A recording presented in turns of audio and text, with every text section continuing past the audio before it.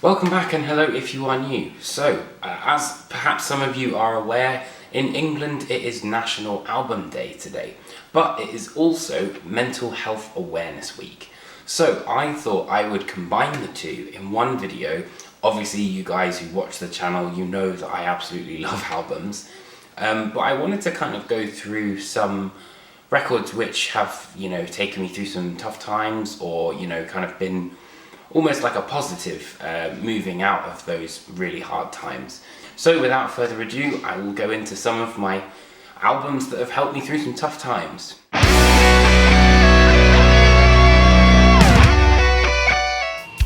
There's a new strange. So the first two are actually kind of a joint because I bought them at the same time, which was Deftones' Gore and Isan's Arctis. And the reason I chose these records is because not only are they fantastic albums, but they were the records that I bought when I was having a really tough time at work. I used to work in Selfridges in Oxford Circus, and I realised, this isn't exactly what I wanted to do.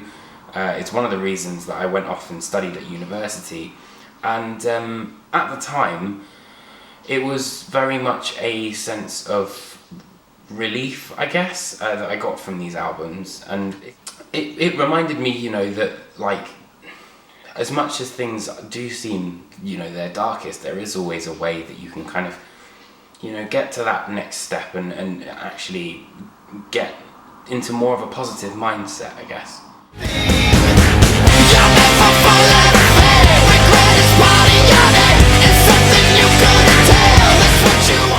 High school wasn't exactly the best thing for me. There were some, pretty shitty times. I got bullied a bit, and this was very much, I don't know why, I didn't kind of understand this record. It was one of those ones where because it was so extreme and I'd never heard something like that, I was getting into Genghis Tron, I think, and really crazy bands was it Horse the Band and the Number 12 Looks Like You.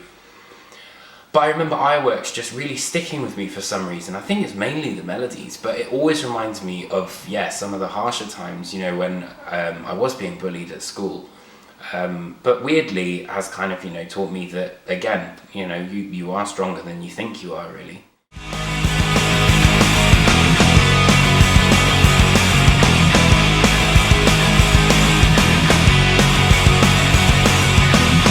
Well, this album isn't necessarily a record that has been in a particular part of my life, but it's more just one of those albums that I always put on when I need a bit of a pick-me-up.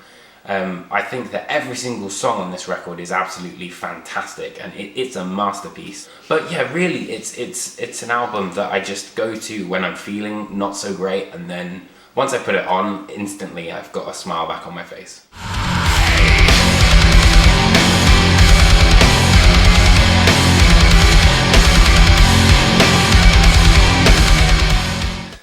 In spring, I think it was, and I just remember when I bought this record that things were very uncertain. I felt really, really lost and really not sure what to do. I think I just moved out of my parents' home, and I was living in Camden, drinking too much at the time, and I think just generally not being very happy. And then I remember this particular spring, everything seemed to kind of start going right, and very much Kolos was kind of a soundtrack to that, which was really, really cool.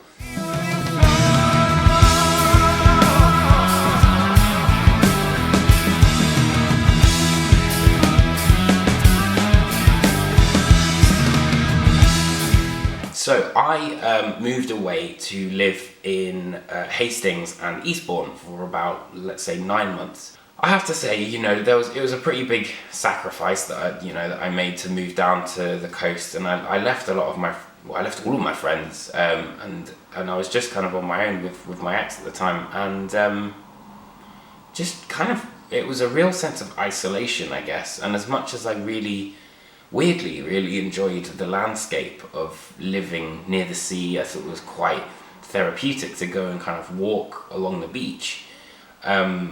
I just felt very alone, and I remember Pale Communion kind of almost being like this comfort blanket almost, particularly because it was around that sort of autumnal September sound, which I think is like the Opeth month. But I just remember very, very strongly listening to that album, and obviously that sort of helping cope with the fact that I didn't really have any friends down here and did feel a sense of real isolation.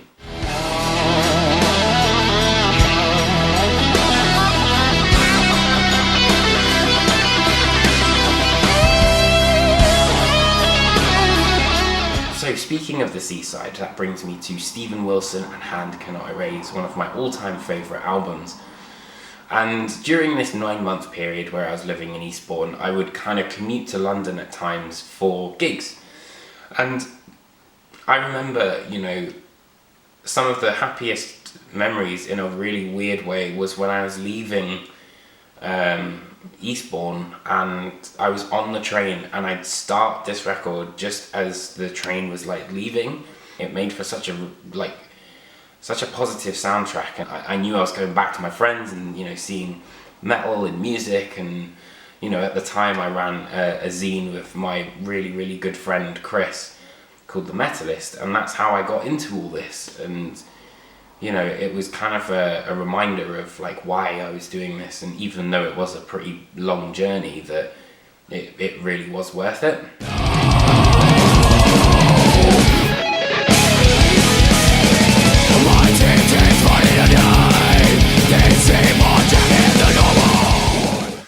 Between the Buried in Me is Colours. So not only is this one of prog's best albums of all time, but again, I think this came out around the same sort of time of Ironworks, weirdly enough Red Chord as well.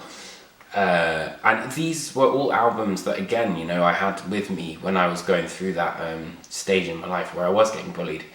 And so I think, you know, for that reason, it reminds me of that, but it was also very much my entrance into the world of prog, and like I feel that I really kind of like dove headfirst after this album.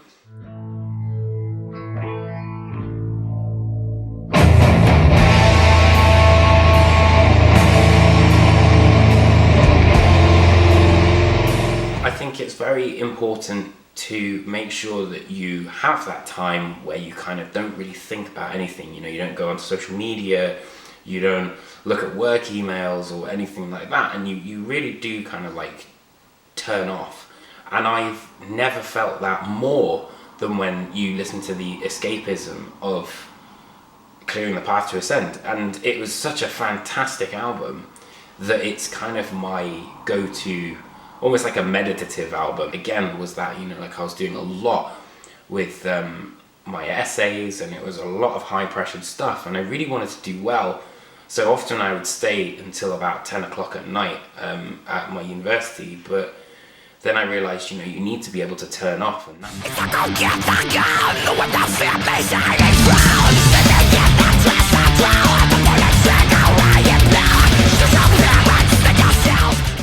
but it was probably one of the most important albums for me. I was going through a really, really tough time with this one. I really didn't know what I was doing in life. I had a very low self-worth. My self-confidence was pretty low at the same time. And in general, I just felt really, really lost.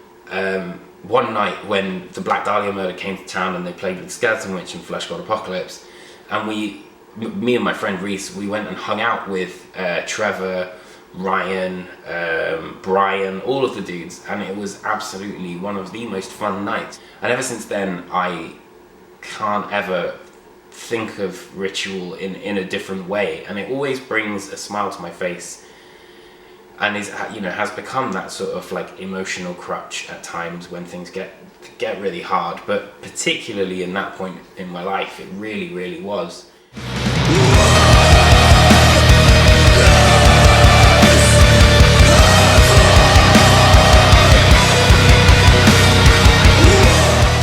Now, if ever there was a fantastic concept album, this is it.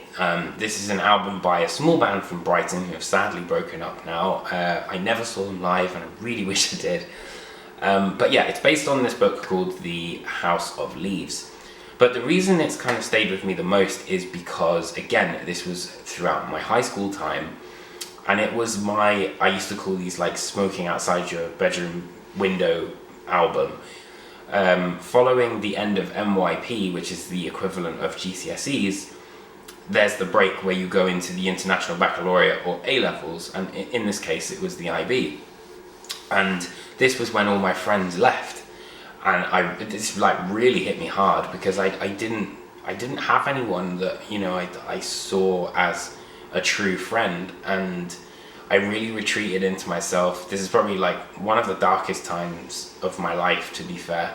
And I really didn't like school. I didn't like the structure of it. I wanted to leave several times. I even like made proper plans to, you know, try and leave and work in retail and live on my own and all this sort of stuff. And I was cutting class. I skipped school for a 3-week period, and my teacher didn't even notice. And I just felt lower than I ever had felt. And I think this is probably the most important part of this entire video for me, is that I reached out to my dad, and I wasn't sure what I was doing. It was about 3 o'clock in the morning, and I realized this isn't okay. You know, I need to tell my dad what's happening. I can't keep sneaking out and pretending to go to school and not. So I wrote him a letter, and I wrote this letter and I said, look, you know, I basically said exactly what I'd been doing, and I just left that note outside my dad's door. And I remember him waking me up that morning after having seen the note, obviously, and, you know, and he just said, it's okay. You know, obviously he was annoyed because I didn't cut school and stuff, and he was like, I'm gonna have to punish you, but thank you so much for reaching out. We need to remember that we're never alone in any of this. You know, this is, thankfully for me, quite minor compared to what some people may be going through, and you never really know what someone's going through. They may appear totally fine, but, you know, underneath that is a whole sea of issues that you have no idea about. My long-winded point is, just make sure you speak to someone, because I can't tell you how good I felt after I told my dad. So I hope you guys enjoyed this video. It's something slightly different from what I usually do, which is like endless reviews, but I wanted to do something for National Album Day and Mental Health Awareness Week. So if you enjoyed this video, please hit that like and subscribe button.